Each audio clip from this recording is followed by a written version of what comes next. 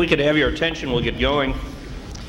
Apologize for a little delay. I think you all know that our speaker today is doing some pretty important things on the other side of town, and we're happy to have him. My name is Spencer Abraham, and I am a director of the Federalist Society, and on behalf of the Society, I'd just like to welcome you all here to what is our 5th annual Lawyers Convention, this one on individual responsibility in the law. Our society, as I think most of you know, is an organization of conservative and libertarian lawyers, law students, faculty, and others interested in the law and dedicated to the principles of limited government, separation of powers, and the rule of law, traditional values, and individual freedom. I'm happy to report that we now have chapters in over 35 cities for lawyers and are on 110 law school campuses, which represents about 2/3 of the law schools in this country.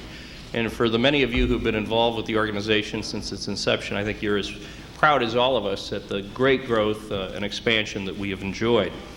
Our conference this weekend is designed to explore how major legal developments affect individual responsibility.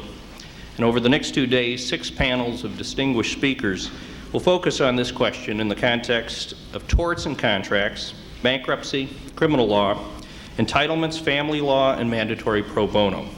We think you'll find these panels very interesting and on point, as well as professionally relevant. As you know, we meet here this week during a momentous time. Like many of you, I have spent much of the past few days keeping my eye on the confirmation hearings of Clarence Thomas, a process which our first speaker today is very much a part of. I always enjoy these hearings, although this week's have been, I think, a little bit more absurd than normal. I don't know about you, but I find it somewhat frustrating to watch Senator Metzenbaum behave as if he has a greater understanding of what it's like to be underprivileged than Clarence Thomas does. Indeed, it's kind of ironic that we are meeting at the same time as the hearings, given how frequently references to this organization in our meetings have been made by Senator Biden and others. I'm sure to the unsuspecting viewers across America, the Federalist Society sounds like some sort of cult worshipers or something. And, these questions, Judge Thomas, have you now, or were you ever part of the Harvard Journal of Law and Public Policy, is kind of interesting twist on what we expected here. In any event, let's move ahead. We are honored to welcome Senator Hatch as our speaker today. Given the time pressures on the senator's schedule as a result of the nomination hearings, we are doubly honored and deeply appreciative of the job that he has been doing all week, as we have seen. As you know, Senator Hatch has been in the U.S. Senate since 1976. He was reelected in 1982 and 1988. On the last occasion with 67% of the vote, which I think is the 3rd highest or 2nd highest total in the history of his state. He is the ranking Republican on the Labor and Human Resources Committee and 2nd ranking Republican, of course, on Judiciary. As an organization, we pride ourselves on making an important intellectual contribution to the public debate on crucial issues of the day. But there is no question that the work of Senator Hatch, who serves as one of our society trustees, is one of the greatest sources of our pride. I believe that Judge Thomas will be confirmed, and when that occurs, it will be a victory not just for a particular individual, but the victory of an idea that Senator Hatch has been fighting for since he came to the Senate in 1976. The idea is a simple one, and here I quote the senator. A justice of the Supreme Court should interpret the law according to its original meaning and not legislate his or her own policy preferences from the bench. Senator Hatch's contributions to the preservation of the Constitution go far beyond the media dazzle of a Supreme Court nomination. He has fought effectively in the legislative trenches in the day-to-day grueling, less visible policy battles that affect our economic and political freedoms.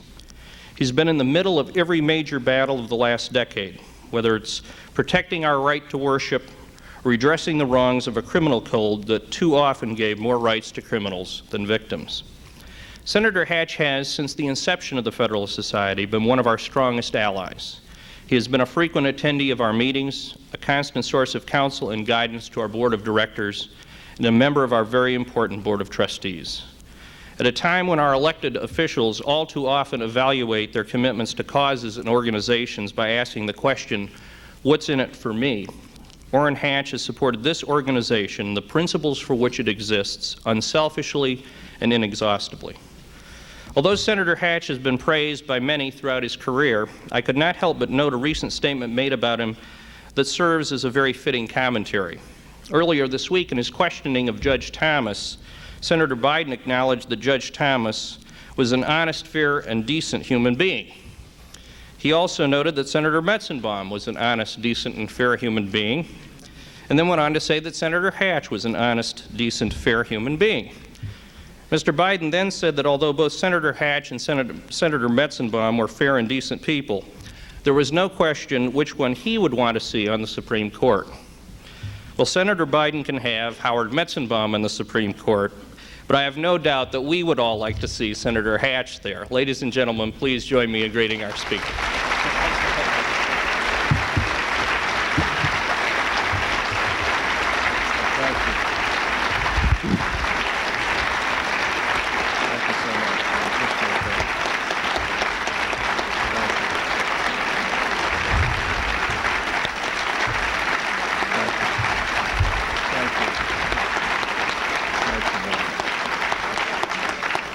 Well, thank you so much. That was a rollicking Federalist Society introduction, is all I could say.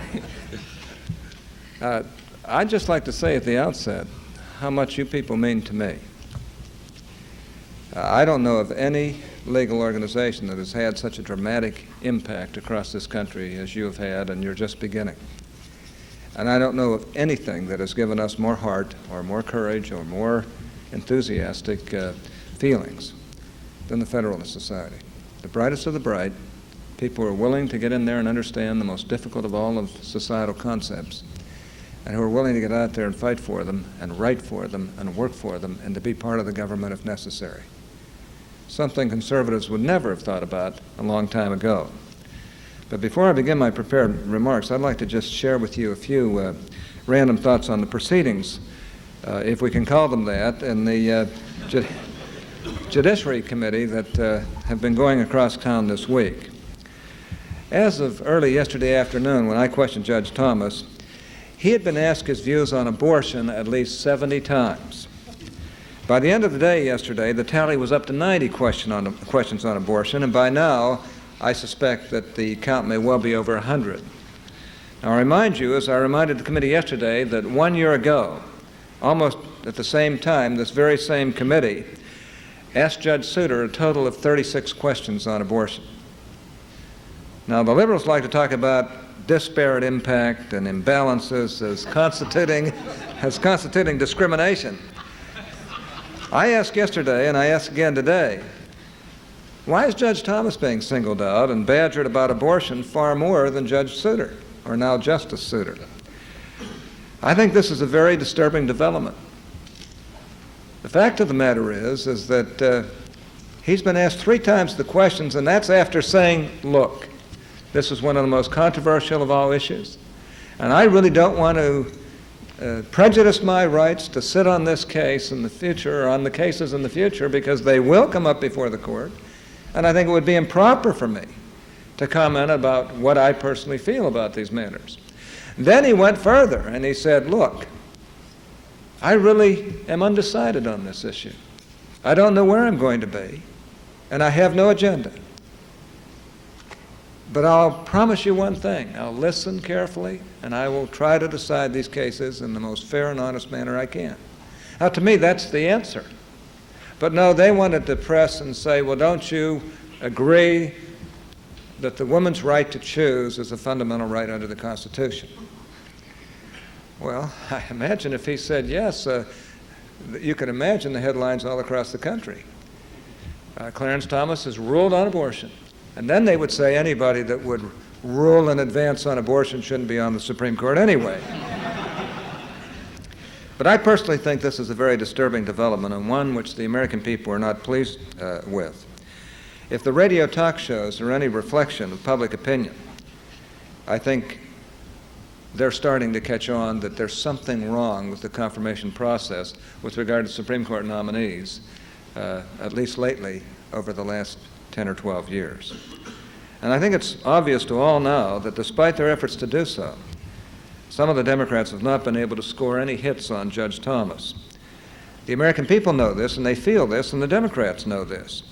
And it would not surprise me that as the liberal desperation level rises, we may see questions asking Judge Thomas if he had anything to do with the poisoning of Zachary Taylor. Or if he was in Dallas in November of 1963. Or if he had anything to do with the disappearance of Judge Crater, or if he was responsible for the delay of the release of the hostages in 1980.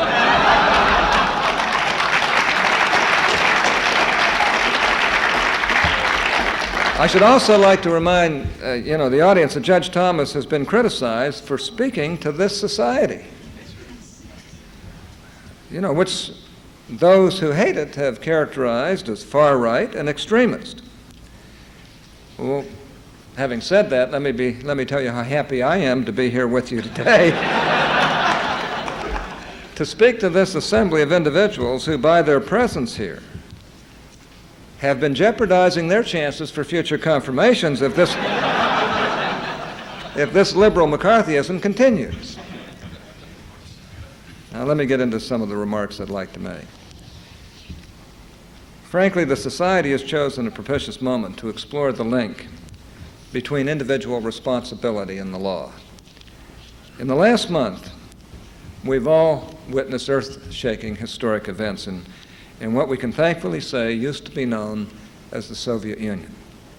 As that empire dissolves and formerly captive peoples grapple with the monumental task of establishing limited government amid the human, spiritual, economic, environmental wreckage left by 7 decades of totalitarian rule, communist rule, there will be some in this country eager to offer their advice, solicited or otherwise, about constitution making. Before offering such advice, it behooves us to reflect on the principles of limited government.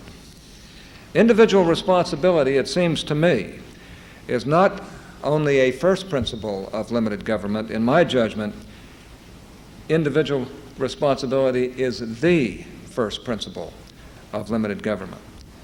The framers of the American Constitution had no illusions about human nature, because the experience of men taught, and I should add, still teaches, that to concentrate government power is to invite tyranny. The framers divided power horizontally among a unitary executive, an independent judiciary, and a bicameral legislature, and virtually between the national government and vertically between the national government and the states in the form of federalism. Americans are justly proud of the Constitution and its 2 centuries of continuous operation. And too often we fail to remember, however, that the framers did not consider the Constitution to be the primary guarantor of our liberties. Publius and the 51st Federalists characterized the architectural features of the Constitution as, quote, auxiliary precautions, unquote, for the preservation of liberty. If the authors of the Federalists saw the Constitution itself consisting of mere auxiliary precautions, what then did they consider the principal guarantor of liberty and limited government? Publius answers in the 51st Federalist that, quote, a dependence on the people is no doubt the primary control on the government, unquote. In the 55th Federalist, Publius somewhat offhandedly explains limited government's dependence on the people, even as human nature counsels against dependence on self-restraint by the rulers. He said, as there is a degree of depravity in mankind which requires a certain degree of circumspection and distrust, so there are other qualities in human nature which justify a certain portion of esteem and confidence. Republican government presupposes the existence of these qualities in a higher degree than any other form. The Federalist contains few, if any, other references to this, quote, dependence on the people, unquote, for the, quote, primary control, unquote, of the government. Apparently, the sine qua non of a virtuous citizenry for limited government was so self-evident that there was no need for further discussion of the proposition. Whatever their disagreements with Publius about constitutional architecture, the anti-federalists would have agreed with Publius that the whole undertaking was futile if the people themselves were not fitted for self-government. Thus, Professor Forrest MacDonald has observed the framers were guided by the principle that, quote, the extent to which limited government is feasible is determined by the extent to which the people, socially and individually, can govern themselves, unquote. Professor MacDonald puts that more simply for the sake of emphasis. If citizens can behave themselves and make do for themselves, they need little government. If they cannot, they need a great deal of government. Now, what qualities of character in the people did the framers presuppose? Founding-era documents give us a very clear picture. The Virginia Bill of Rights, drafted by George Mason and adopted in 1776, provided that no free government or the blessings of liberty can be preserved to any people but by a firm adherence to justice, moderation, temperance, frugality, and virtue, and by frequent recurrence to fundamental principles, unquote. Similarly, the Massachusetts Bill of Rights of 1789, drafted by John Adams, declared that a constant adherence to piety, justice, moderation, temperance, industry, and frugality are absolutely necessary to preserve the advantages of liberty and maintain a free government, unquote. The Northwest Ordinance of 1787, which was adopted by the Congress under the Articles of Confederation while the Constitutional Convention was meeting in Philadelphia, prescribed the manner for admission of states from the Northwest Territory and is still part of the organic law of the United States, along with the Declaration of Independence, the Constitution, and the U.S. Code. As a matter of fact, Article 3 of the ordinance proclaimed that religion, morality, and knowledge are necessary for good government and the happiness of mankind, unquote. In his farewell address in 1796, President George Washington admonished his fellow countrymen that of all the dispositions and habits which lead to political prosperity, religion and morality are indispensable supports. In vain would that man claim the tribute of patriotism who should labor to subvert these great pillars of human happiness, these firmest props of the duties of men and citizens. The mere politician, equally with the pious man, ought to respect and cherish them. When Alexis de Tocqueville toured America in the 1830s, he found a citizenry that seemed mindful of Washington's farewell admonition 4 decades earlier. He observed that in America, quote, everything in the moral field is certain and fixed. Although the world of politics seems given over to argument and experiment, so the human spirit never sees an unlimited field before itself. However bold it is, from time to time it feels that it must halt before insurmountable barriers. I thought that was a beautiful statement. Frankly, he goes on to say, before innovating, it is forced to accept certain primary assumptions and to submit its boldest conceptions to certain formalities which retard and check it. Up till now, no one in the United States has dared to profess the maxim that everything is allowed in the interests of society, an impious maxim apparently invented in the age of freedom in order to legitimize every future tyrant. Thus, while the law allows the American people to do everything, there are things which religion prevents them from imagining and forbids them to dare. Religion, which never intervenes directly in the government of the American society, should therefore be considered as the first of their political institutions. For although it did not give them the taste for liberty, it singularly facilitates their use thereof, unquote. It's a very, very interesting set of comments.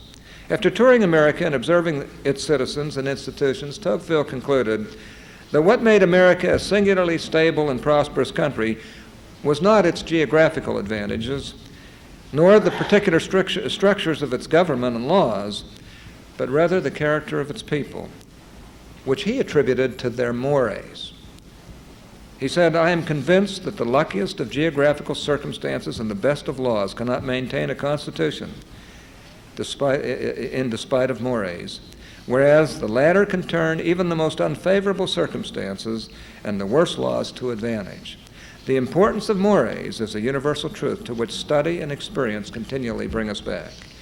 If in the course of this book I have not succeeded in making the reader feel the importance I attach to the practical experience of the Americans, to their habits, opinions, and in a word, their mores, in maintaining their laws, I have failed in the main object of my work. In his discussion of the importance of the mores of the people in a free government, Tocqueville asked a question which is relevant of us today. How can society escape destruction if, when the political ties are relaxed, moral ties are not tightened? Professor Henry Jaffa answers that rhetorical question this way. In a republic, the sobriety of the citizens replaces the force of authority as the principal source of order. A free, self-governing society, more than any other kind, depends upon the qualities, the virtues of its citizens, unquote. Over the last 3 decades of this country, we have seen, for a variety of causes, a considerable relaxation of the societal moral constraints formerly imposed on individual conduct. As these moral constraints have relaxed, we have seen an explosion of social pathologies, which in turn has driven an expansion of government to respond to these pathologies, proving Professor MacDonald's dictum that individuals who are unable to govern themselves need a great deal of government. Take one, but very important example, the family. The leading social problem in America today is the breakdown of the American family, or more precisely, the failure of American families to form, or should I say of families to form. 1 out of 4 children in this country this year will be born out of wedlock. 1 out of 4. A substantial portion of those will never be supported by their fathers. These children instead will look to the government for support. They will be supported by the government. This fall, the Supreme Court of the United States will hear argument in a case that presents the question of whether a state violates the federal Constitution by permitting a rabbi to give an invocation during a school commencement ceremony. I would suggest to you that George Washington would simply be astounded that under the same Constitution that he swore to preserve, protect, and defend, such a practice would be deemed to require adjudication by the highest court of the land at a time when many school districts routinely dispense contraceptives to high school students, and even junior high students, and others teach AIDS prevention to preschoolers. In closing, whether or not we offer our advice to others on establishing limited government abroad, we would do well as individual citizens to try to reestablish it at home by heeding the lines of the second stanza of America the Beautiful, which, in their simple way, capture the essence of George Washington's farewell address. America, America, God mend thine every flaw. Confirm thy soul in self-control, thy liberty in law. Now let me tell you something. The explosion of government has just about ruined this country. In the late 1970s, I met one of the most important people in the world. Many of you probably will never have heard of this person, but I'm going to tell you about him. His name was Irving Brown. And Irving Brown was the international vice president of the AFL-CIO, stationed in Paris. Irving Brown was a little Jewish man who, before the end of the Second World War, went into Paris through the underground and then stayed there thereafter and became the principal antagonist to the communist philosophy all over the world. He's the fellow that prevented the French docs from going, the French docs and the French unions from going communist. And he prevented unions from going communist all over the world and became the free principal advocate of free trade unionism throughout the world. He introduced me to Lech Walesa before anybody up here even knew about Lech Walesa and Solidarity. And so I've been involved in working to try and help them to get presses, paper, ink, the things that they needed to spread the ideals of democracy and freedom for a long time. Irving Brown died a couple of years ago, but he probably did more to help bring about this revolution, this democratic revolution, than any single person that I know. And he was as conservative deep down as any of you. He was one reason why George Meany was so conservative in foreign policy, and I have to say Lane Kirkland, who is quite conservative in foreign policy. So when I went 2 years ago, before this great explosion occurred, or no, it was right after it had occurred, a little over a year ago, last April, to Moscow and then to Poland, Czechoslovakia, Hungary, Yugoslavia. I asked every one of those leaders, wherever I went, I said, to what do you ascribe this sudden thirst for democracy? And almost every time they would say, well, Gorbachev and his perestroika. And then they would always say, and this happened virtually everywhere I went, but if it had not been for Ronald Reagan, Gorbachev and his perestroika would never have had a chance to exist.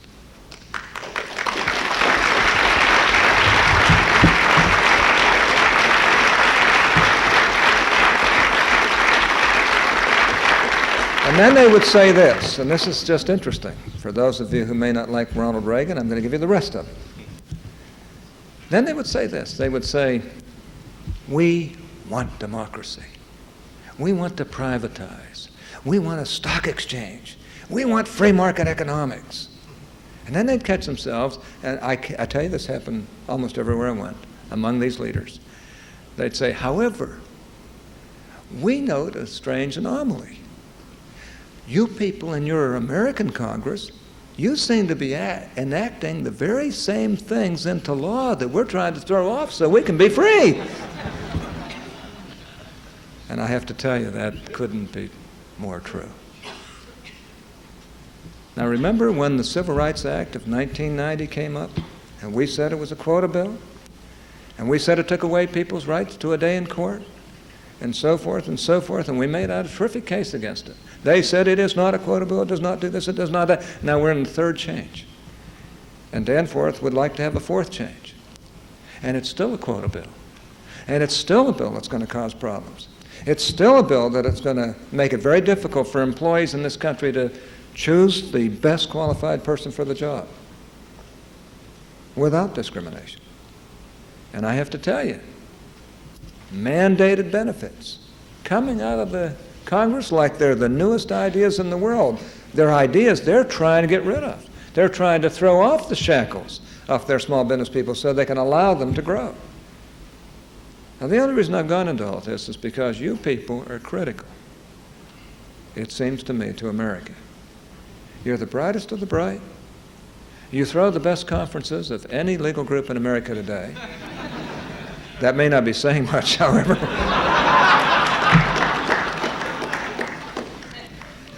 And you're provocative, and you're helping people to get excited about the law. And you can make a difference. And I'd like to see the Federalist Society expand so that every city in this country has it, every university has it, and that people all over this country can hear at least the thoughts from both sides that you people are very good at helping to bring out in the most intelligent, literate, intellectual sort of ways. So I'm very proud to be associated with you. I'm very proud of what you're trying to do. I'm very proud that you bring people from all walks of the political spectrum, all walks of life, and all walks of ideology into these meetings, and that you listen to all sides. But I can tell you, you're making an impact. As small as we are right now, we're making an impact. Keep it up. You're the people who are giving some of us the greatest hope that we have up there on Capitol Hill. And I just want to tell you how much we appreciate everything you're doing. Thanks so much. Great to be with you.